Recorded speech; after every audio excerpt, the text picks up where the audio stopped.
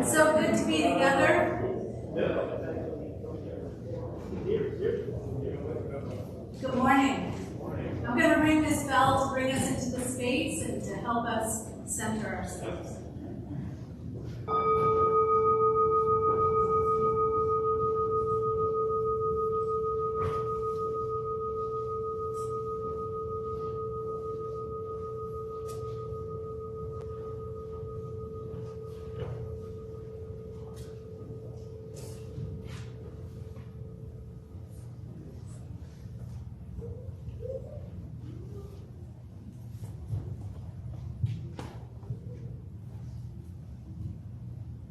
We begin with our centering thought that peace cannot be kept by force, it can only be achieved by understanding. That is words by Albert Einstein.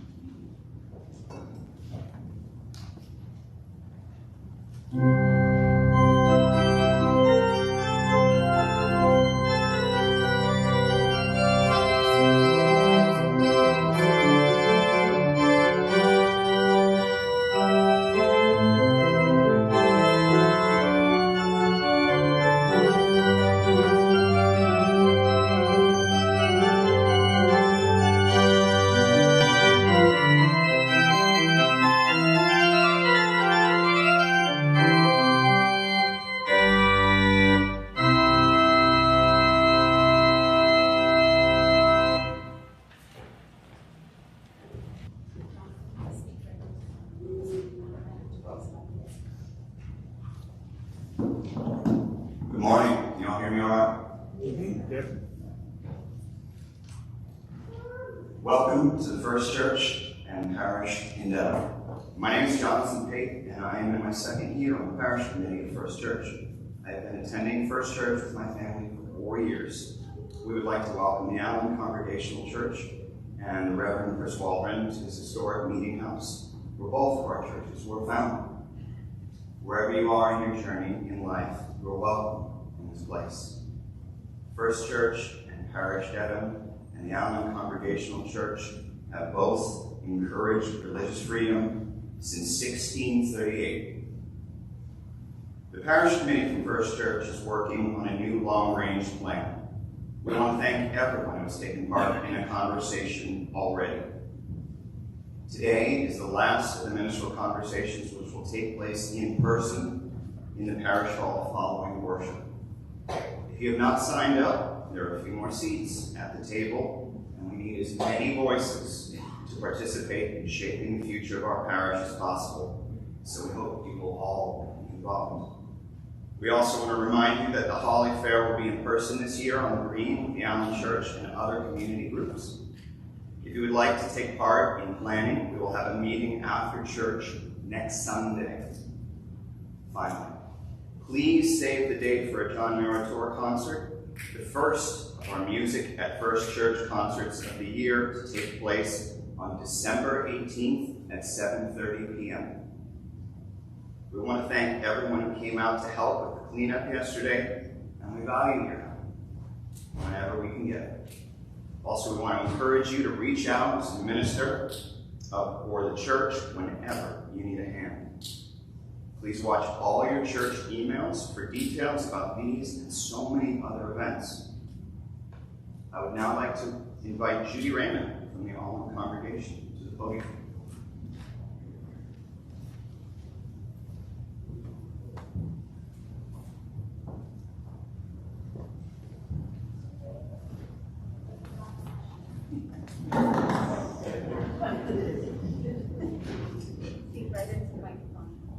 Can you hear me? Great, because my voice doesn't carry very far. It's a very soft voice and I have no projection whatsoever. So, I'm Judy Raymond from the Allin Congregational Church and a member of the Dedham Refugee Collaborative from Columbia, which was started 3 years ago when we invited an African family from Allin to come. We're still not here. Okay.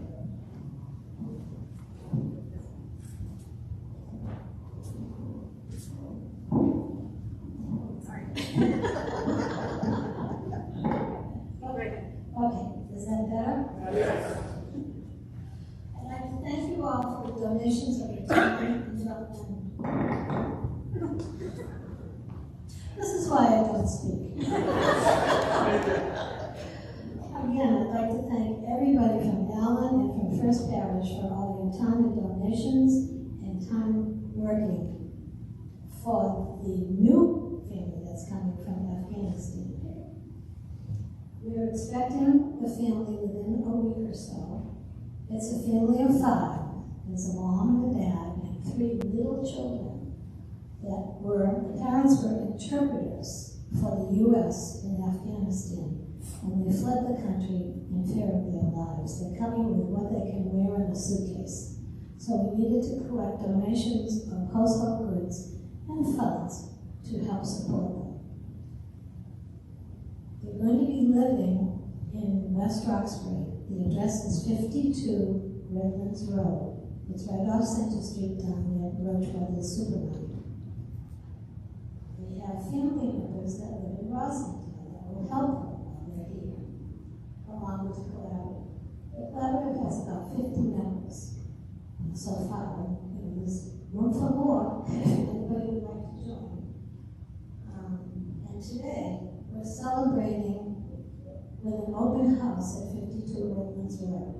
So if you would like to come between 3 and 5 today, you'll have to park on maybe Center Street or over at Roach Brothers Street spot over there. Because Redlands Road people don't have driveways and everybody parks on the street, and it's a very tight neighborhood. So getting a parking space on that street is really difficult. This apartment was obtained through the efforts of the collaborative. We rented the apartment and we will be funding them for a full year. We expect to get work. The parents should be working within a year to help support themselves. So please do come and see the apartment and show off all your donations and generosity of spirit. It's now safe for this family to live. So if you're available after worship, I'll hang around. If you have any questions, I'd be happy to answer them. And again, blessings to you all for the help of this new family coming to West Roxbury. Thank you.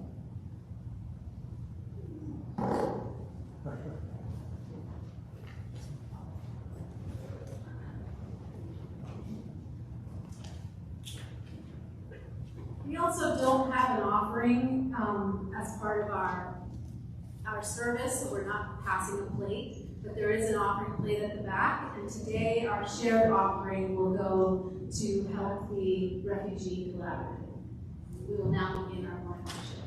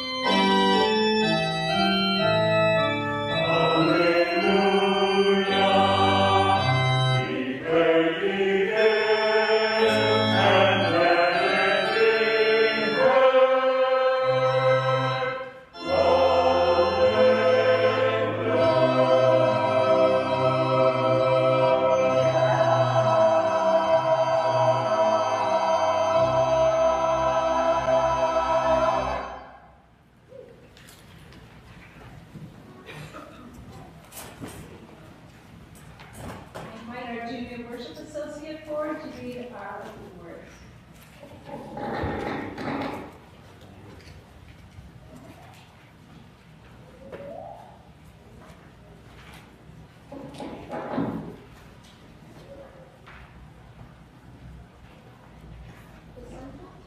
The religious community is the task of the religious community. The task of the religious community.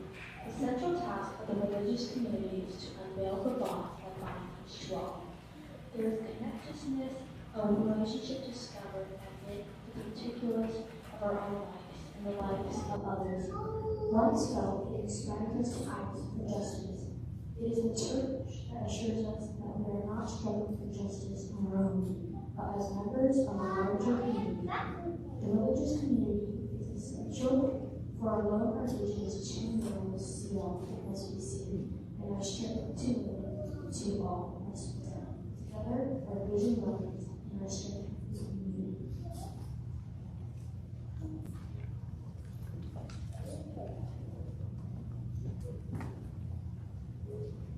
And we light our chalice this morning in celebration of our mutual anniversary, November 8th, 1638.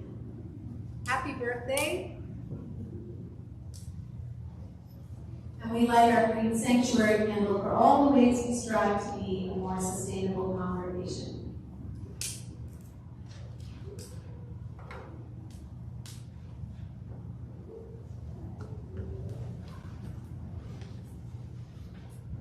Now I invite you to sing with me, as you're willing and able, hymn number 358 in your grave hymnal, and number 358, rank by rank.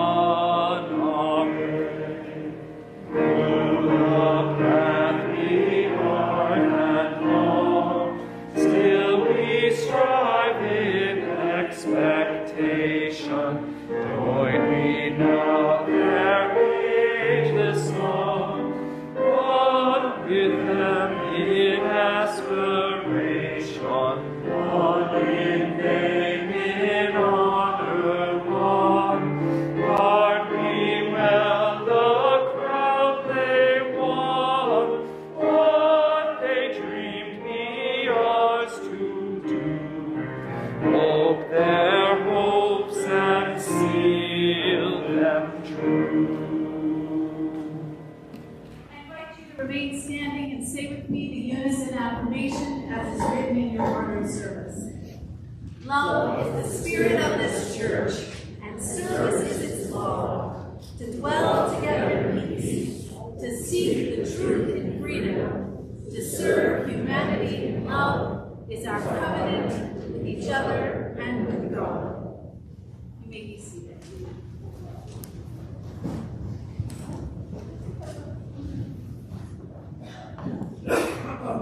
So we don't invite our children up for intergenerational message anymore because of COVID, but we will sing you to your classes after this.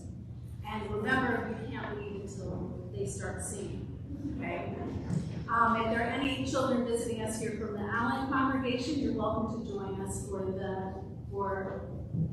our activity today. I want to tell you the story of the first public school. How many of you knew the first public school, state tax supported public school, was right here on these grounds? A few of you, a bunch of you, yeah. So the first state supported public school was decided to be formed in January of 1648 by the town meeting. And they agreed to build a 15-foot by 18-foot church with 2 windows. And it had a tower at the back. Does anybody know what the tower was for? They had a tower at the back, not for a bell to call people to school. It was so someone could climb up really high and keep watch. It was a watchtower to keep eye to see if they were going to be attacked by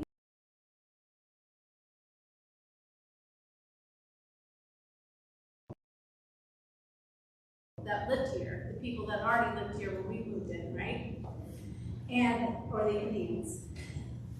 They weren't from India though, they were from America.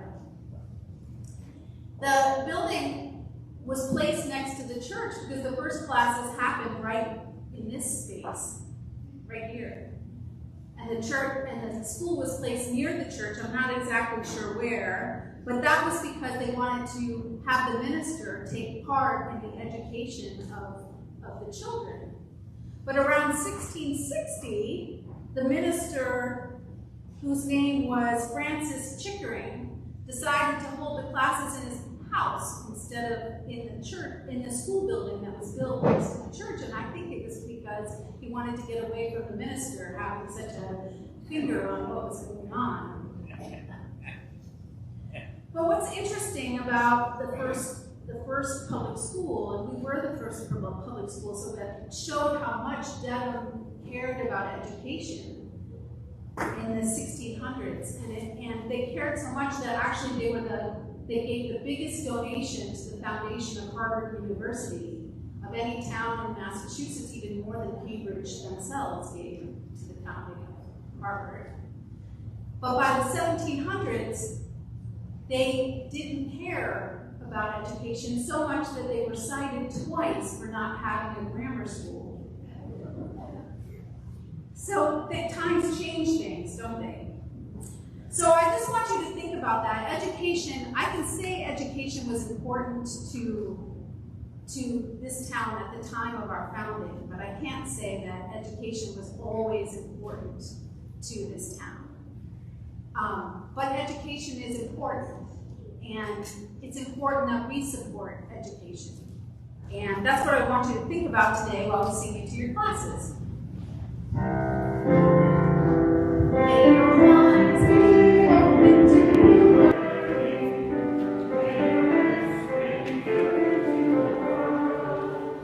May your heart flow over to the work of justice as you go your way.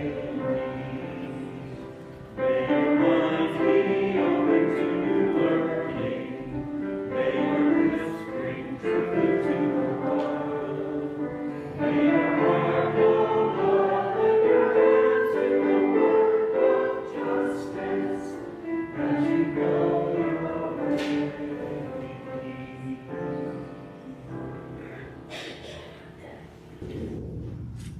If you've been to any of these anniversary services before, you've probably seen a variety of things that Cheryl and I used to do, but we always tried to meld our traditions. And this year we're trying to do something a little different. And we decided that Chris would preach while we're on this side of the street, and hopefully I'll get to preach next year when we're on your side of the street. And the other difference is that you're going to get used to some of our traditions. And the way we do meditation is, I invite you into a time of prayer or meditation, as is your practice. And we begin by breathing in peace and breathing out love.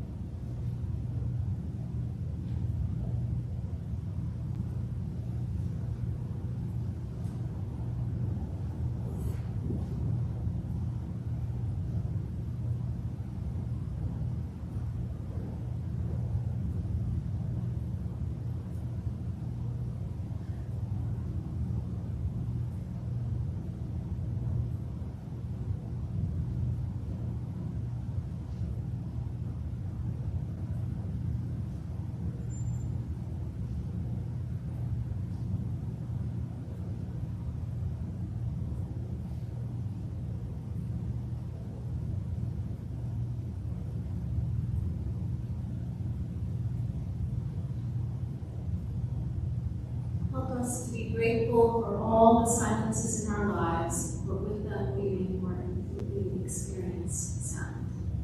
Amen. Our first reading this morning is the poem Separation Wall by Naomi Shahid Nye. When the milk is sour, it separates. The next time you stop speaking, ask yourself why you were born. They say they are scared of us. The nuclear bomb is scared of the cucumber.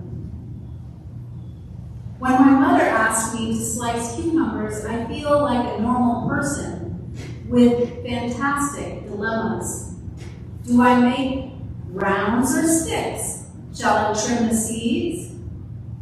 I asked my grandmother if there was ever a time she felt like a normal person every day, not in danger. And she thinks for as long as it takes a sun to set, and says, yes, I always feel like a normal person. They just don't see me as one. We would like the babies not to find out about the failures waiting for them. I would like them to believe on the other side of the wall is a circus that just hasn't opened yet. Our friends learning how to juggle, to walk on tall poles.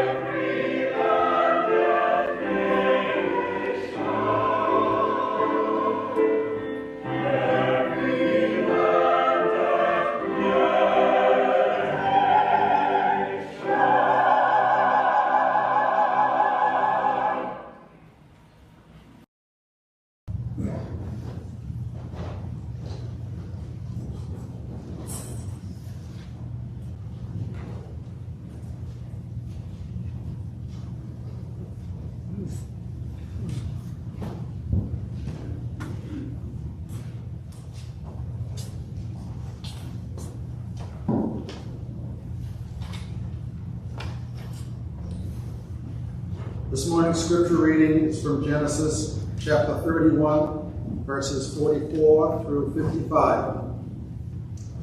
Come now, let us make a covenant, you and I, and let it be a witness between you and me. So Jacob took a stone and set it up as a pillar.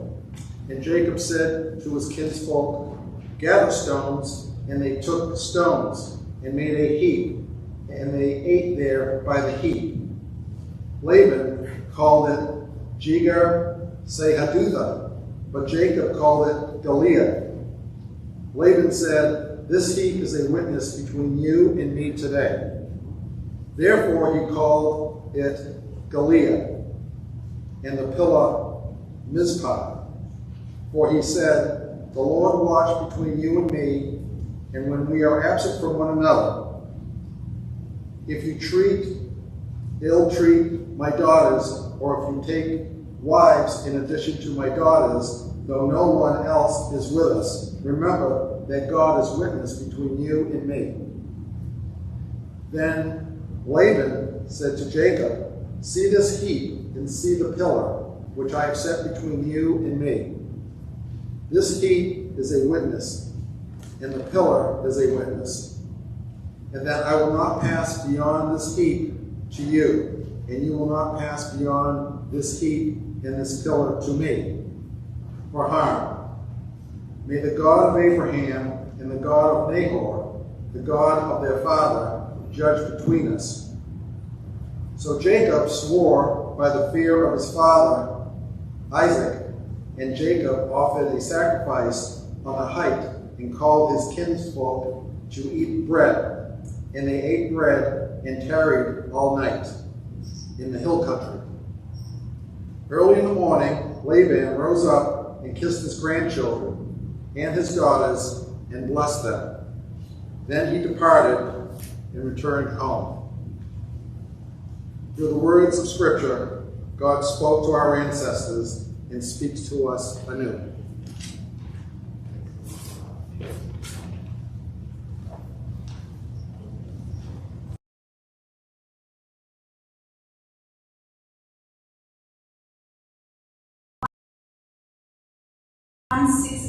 In your great hymnal, 161, Peace, the Perfect Word.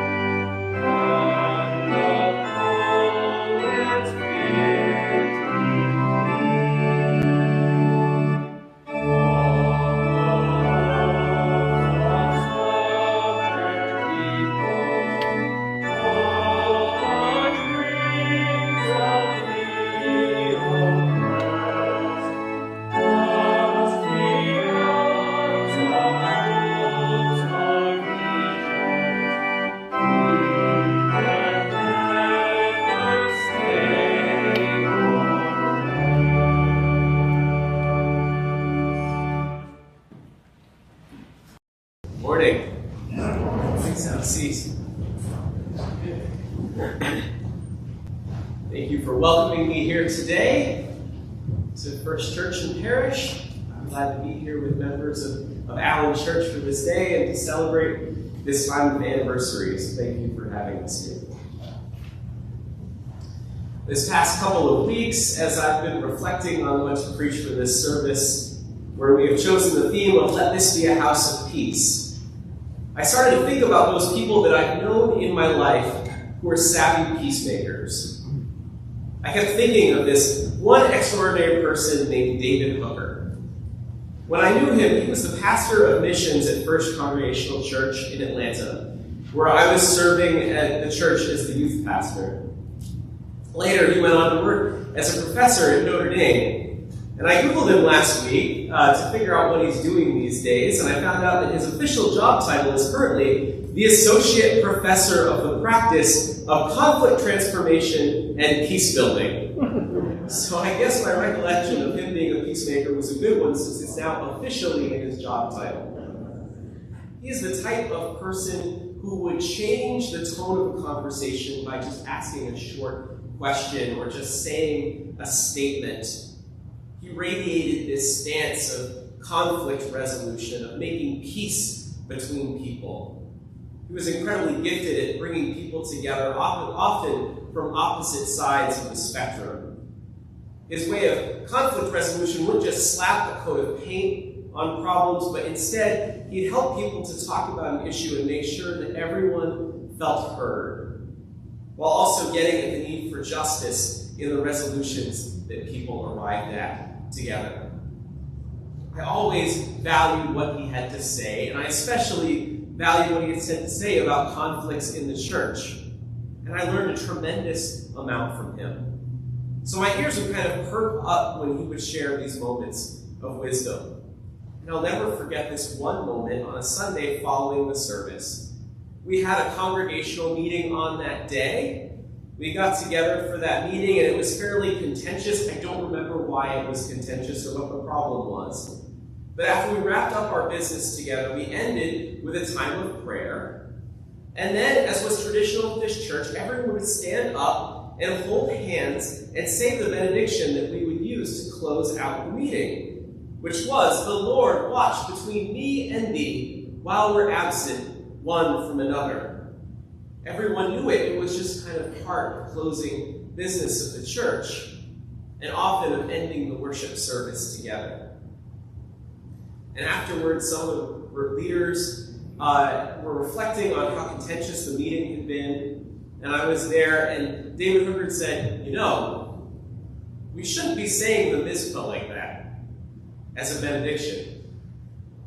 He pointed out that it was used to mark that Jacob and Laban were leaving each other in conflict. And as we've read today, that they wouldn't cross this barrier that they've made, this barrier of their covenant, going into each other's territory, because they would then kill one another if they did. He was big, David Hooker was big into understanding the context of where we've come from. I got the sense that he felt our inability to see one another's context is what led to the conflict in that meeting. And I think he was right about that and pretty much every other conflict in the church that I've come across. Context is important. So here's the context from our passage today from the book of Genesis. This is a part of the story telling the ancestry of the 12 tribes of Israel. It details the life of Jacob, who would later be given the moniker Israel, or the one who wrestles or struggles with God.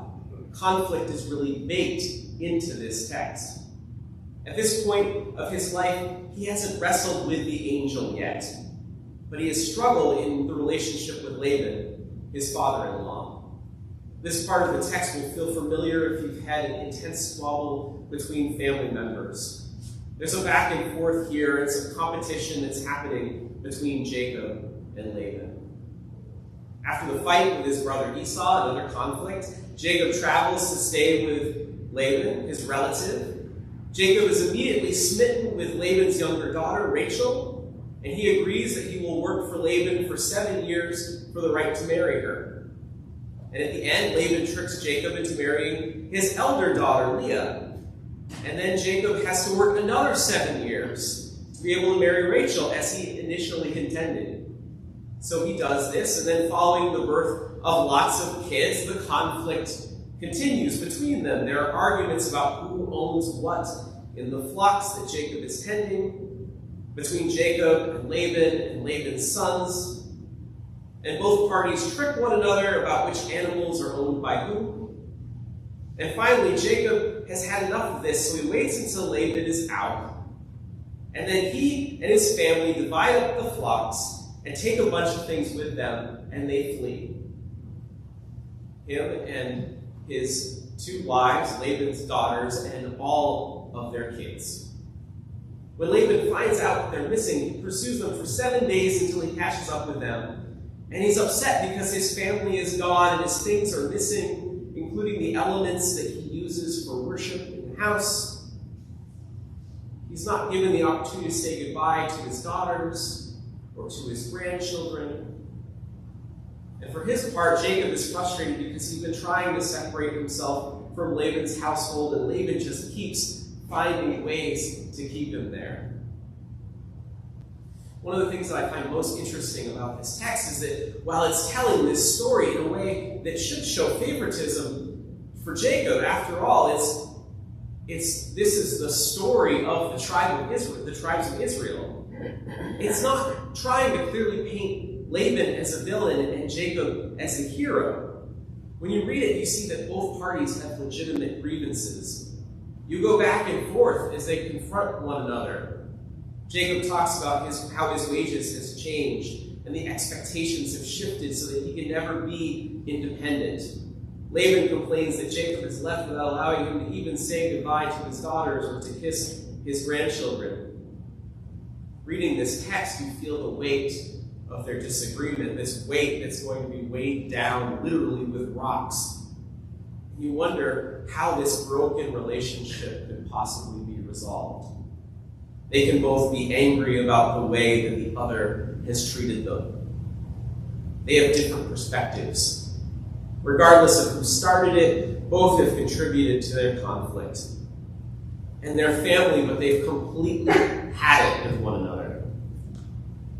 And so they come to an agreement. They build this pillar of stones that is to be a symbol of God watching between them. They use the word Mizpah, meaning watchtower.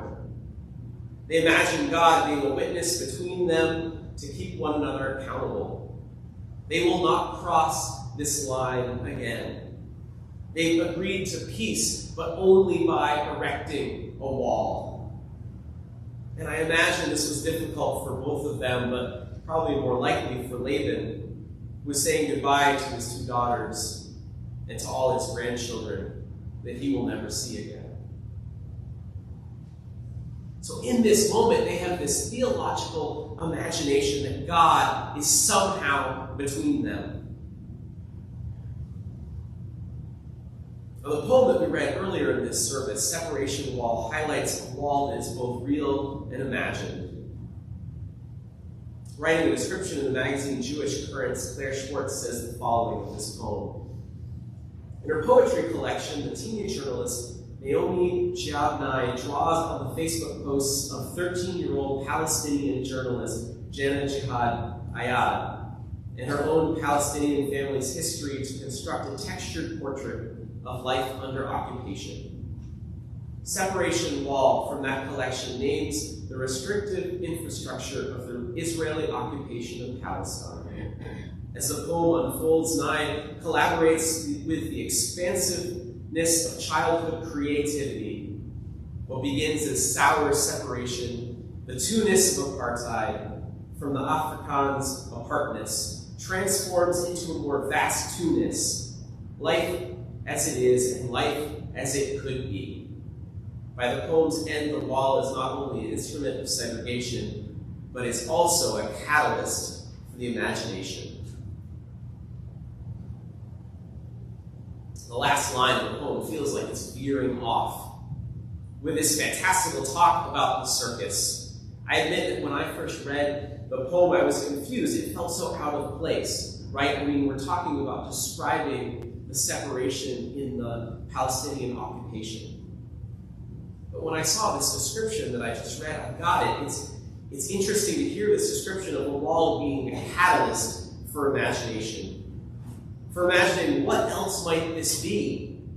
Not the bleak reality of separation that the wall represents, but what could be better and beyond it for all of us.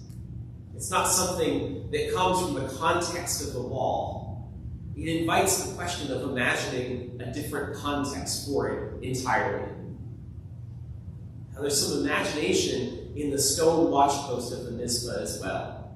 An imagination that in erecting this barrier that neither party is to cross, there is a watchpost where God is eyeing both of them. That there is still something between them in this covenant. And that something is the creator of the whole universe. That they are connected not only through this covenant, but through the divine in some profound, mystical way. Perhaps it's this imagination that causes it to be taken out of context by people in churches using it as benedictions. The understanding that even when we're separated, there is divineness between us. It provides a different context, a bigger context for the things that cause us to struggle with one another. Can we allow this imagination to create a new context? Something that's intentionally out of context. Like this poem of a young girl mourning separation between people and living behind a wall, imagining something better. What might we imagine of all the barriers and walls in our lives? Can we imagine something that's better than the division and the divisions that we've inherited? Can we take ourselves out of our context to see a bigger divine context that's not always apparent to us? It would be difficult to preach this message without acknowledging the separation between our own two congregations, that early in the 1800s things became difficult and the congregation split into. In some ways, maybe like the family of Jacob and Lyman. Split from one family and tribe into two different tribes to be separated by a covenant and a rock pile. This is the context that we come together in today, acknowledging that we have this history. But also to this history, we bring our imagination. We might start with an imagination of the past. What might this church have looked like together 400 years ago? How does that history connect us together? And it might move to an imagination for the present and for the future. What is new and imaginative? What's new in this that we might create together? I know that it was meaningful for many of us to stand together in front of the sign proclaiming hate has no home in Dedham. And to take a picture with each of our congregations in front of both of our buildings and this street. It was meaningful for me, and I've only just gotten here. And I think that we're living in a moment when we're seeing the context around us in the world is changing. Where we realize that we have to stand against hate and separation. That we have to have some intention in helping one another out of this new context that we're living in. And so maybe I find myself arguing now with David Hooker's statement about using the Mizpah because it feels bigger than the separation that one tribe agreed to when it split into. The part that captures people's imagination when it's out of context is maybe even more powerful when you understand what is behind it. The divine links us even when we're not connected through other means. And there's a profound theological statement to God being between us, even when we aren't related in other ways. Even when we're in conflict, even in moments when we're threatened with hate or with violence, we are linked together through the divine, watching between each of us in a way that underscores the inherent worth and dignity of humanity. Now, out of my Christian context, I would frame this as all people being God's children and all of our neighbors being worthy of love. That is what I hang the whole of my faith on. Out of our interfaith context together, we can understand that this concept of connectedness in our humanity is present in every world religion. And we all have our own way of framing this that we need to bring together. We have different elements of importance bringing to this conversation that we might have, this imagination that we might share. And so in this context, intentionally out of human context, I think, might I speak the mitzvah, a benediction, good words, asking the divine to underscore our connection together, not to separate us, but yes, to be a witness between us. May we imagine the meaning of this new context together. Amen.